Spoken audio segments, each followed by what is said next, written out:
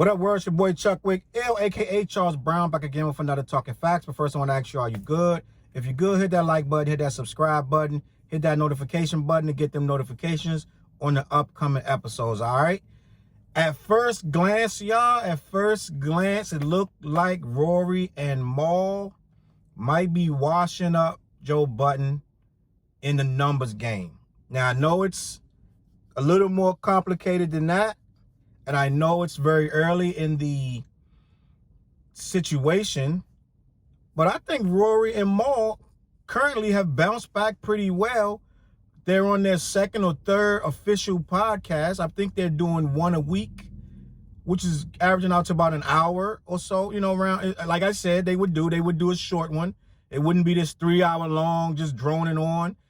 But currently, if you're just going YouTube for YouTube, they're washing up Budden's numbers crazy right now.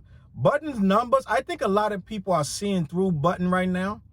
And a lot of people are deciding if they even want to watch Budden anymore. I think he's going to have his core delusional fans, and he also going to have his people that want to hear good convo that's going to rock with him. But I also think some of these people got a level of integrity that they're not willing to watch a man that they can't trust anymore. I don't think a lot of people can trust Joe Budden right now.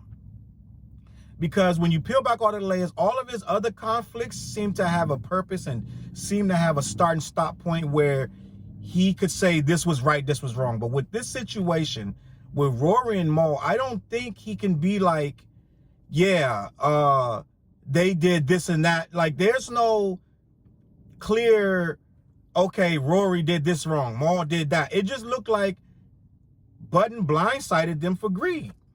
It just looked like Budden blindsided them for greed. It just looked like Budden took a move, whereas I'm just going to hold this money for myself, pay them a little bit, and I'm going to keep 80% of whatever I can keep, and I'm just going to rock with this until they figure it out or they don't, and then I'm going to fire them. So a lot of people not really happy with the way that played out. A lot of people became very attached to these two guys, and I think they went with them. I'm gonna be honest with you. And yeah, I know that the numbers are skewed because Budden's stuff is in various different places. It's not just on YouTube. But YouTube for YouTube, like if you're gonna take the people that just watch YouTube, because YouTube is a market that really, only people really watch YouTube stuff are people that watch YouTube. It's not a lot of people coming from all over these other places. These are YouTube viewers. So they're going to watch both. And right now it looked like if you're going YouTube numbers for YouTube numbers, they're watching this guy. They're watching his clips. They're watching his full programs. And it's like by hundreds of thousands, it looked like these guys. Now, again, this is early and they're still getting the runoff. But at this point, if you're trying to watch their show to see what they say about Budden, it's really clear that they're not going to be talking about him. So for them to still be getting the numbers that they're doing, and they're not talking about him, it's a big accomplishment. At this point, we got to say these are their numbers right now. The niche would have worn off by now. Episode 1, 2, they would have, after episode 1, people would have been like, I see what it is, I'm out. But for people that are still sticking around, something's working. And yeah, they're not on all these different platforms and this and that, but I think that we're seeing this thing grow. I don't think that this is going to be a fad of a quick, you know, passing in the, you know, a ship in the night. I think these guys are on to something. I think they truly did have value, and they truly did have a following. And I think the two guys that's on Budden right now, if they were to drop a podcast by themselves, it wouldn't even be 20,000 listeners to hear that. So these guys did have a value that this guy didn't see. And I think they're going to show much more value going forward. I think Joe may have a problem. I think he may have a problem with these guys. They haven't even begun with the guest appearances and all this stuff yet. There may be a problem. We may be seeing something that we didn't expect. They may surpass Budden. They may surpass Budden, especially when they get clicking on all cylinders. And God forbid, they bring in a third host that's going to kick this thing into another gear, bringing a controversial host, God forbid, like a, I'm not gonna say Nadeska's controversial, but they bring in a Nadeska and Ebony K. Williams, or bring in, you know, just somebody that's gonna, imagine Amanda Searles or somebody like that coming in and kicking this thing up. They already poised to knock this out the park. I think we're gonna see Budden try to spice up what he's doing. I know he moved to Facebook, and that's what they're saying. Oh, Budden is putting all his eggs in Facebook, and more people can easily gravitate to that because they already have Facebook, like Red Table Talk, stuff like that. A lot of people saying that Joe's trying to make a Red Table Talk. I think Joe is moving to the next thing because he's starting to see the numbers dip on this thing. I'm not fooled by this. I'm ahead of everything. I am seeing where things are going. No, it's not going there. It's not going to Facebook.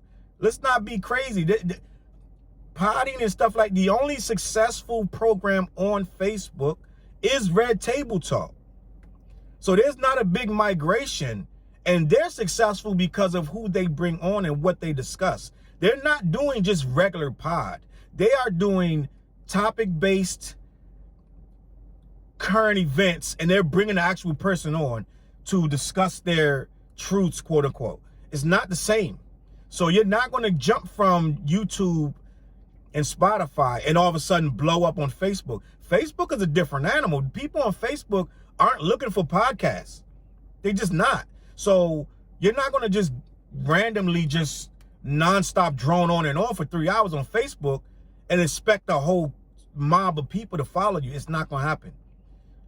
Facebook is people in the real world. They are not people with nothing to do. They're jumping on, jumping off. They're not. It's not the same animal, bro. It's not. So if Budden think he gonna jump on Facebook and get 3-4 million views just because his Facebook has, that's not going to happen, buddy. I'm sorry to tell you. So we're going to see what happens. But I truly think Rory and Mal are surprising everyone. They're going to eat this guy for lunch in a few. And they're going to start getting big name sponsorships that you did not expect. You might see Sprint. You might see Sprite. You might see Pepsi. You might see, you know what I'm saying? You could see Bud Light. Like, you might see something crazy with these two guys. And it's going to be all Joey's own fault for overplaying what he thought he had. But we'll wait and see. Let me know what you think in the comments. Are they eating Joe? Are they about to surpass Joe? Are we about to see the Grasshoppers defeat the teacher? It's not even about defeat because Joe's not going nowhere. But as far as value, they may pass Budden. Joe Budden was the #1 podcast for a while. But we're going to see. Still got a lot of competition out there. Drink Champs and Rap Mogul. All this stuff still out there.